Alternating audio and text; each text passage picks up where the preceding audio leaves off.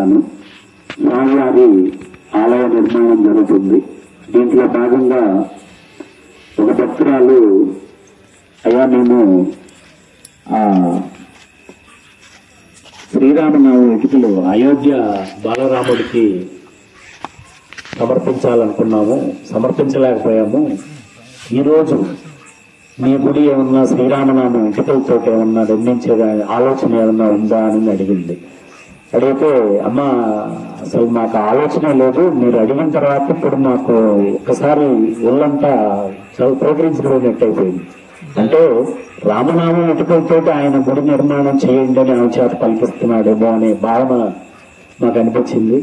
అప్పటికప్పుడే అమ్మ తప్పకుండా మీరు చెప్పినట్టు అని చెప్తే ఆమె 10,000 ఇటుకలు గుడ్లూరు, కందుకూరు అన్ని టెంపుల్స్ కి తిరిగి ఆమె ఒక 10,000 ఇటుకల్ని మనకు పంపించడం జరిగింది గుడి దగ్గరికి. అవన్నీ కూడా మనం ఆ ఇటుకలతోటే మనం గుడి నిర్మాణం స్టార్ట్ చేసాం. అలాగే మన హనుమత్ ప్రసాద్ గురుస్వామి గారు ఇంకొక సూచన చేశారు.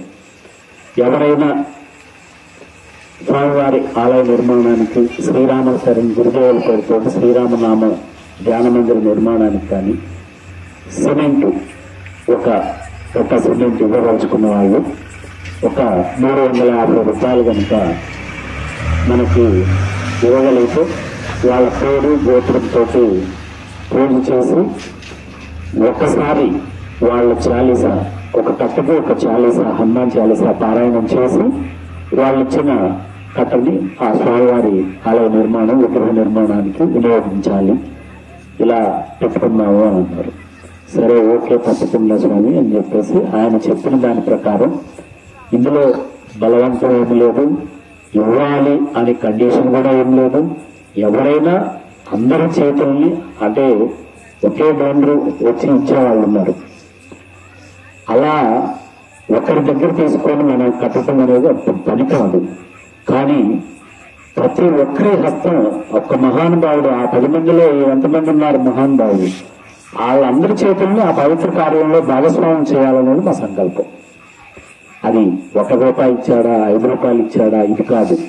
10 మంది చేతుల్ని ఆ పవిత్ర కార్యంలో కలిపితే అక్కడికి వచ్చి చూసినప్పుడు స్వామివారికి నేను కూడా నా భాగస్వామ్యం కూడా ఉందనే భావన వాళ్ళలో కలిగించడం కోసమే అది చేశాను.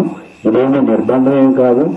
ఎవరైనా మీ గ్రామం నుంచి ఎవరైనా దీక్షాపరులే కాదు, విడిగా ఉండేవాళ్ళు కానీ ఎవరైనా కానీ ఆ కార్యక్రమంలో భాగస్వామ్యం అవ్వాలనుకుంటే ఎవరికి వాళ్ళు చెప్పారు వాళ్ళు చేస్తారులే అని అనుకోకుండా ప్రతి ఒక్క స్వామి కూడా ఇందులో ఇది నాది మన స్వామిది అనే బాధ్యత తీసుకొని ఎవరైనా ఈ కార్యక్రమంలో సివిల్ గా ఉండేవాళ్ళని చేయొచ్చు, దీక్షలో ఉండేవాళ్ళని ఎవరైనా కానీ చేసి మీ గ్రామం తరఫున ఇదిగో ఇది మనకి స్వామివారికి, అది ఎక్కువ తక్కువ అనేది మనకు వద్దు. ఇక్కడ అందరు భాగస్వామ్యం చేసుకోవడం మనకు కావాల్సింది.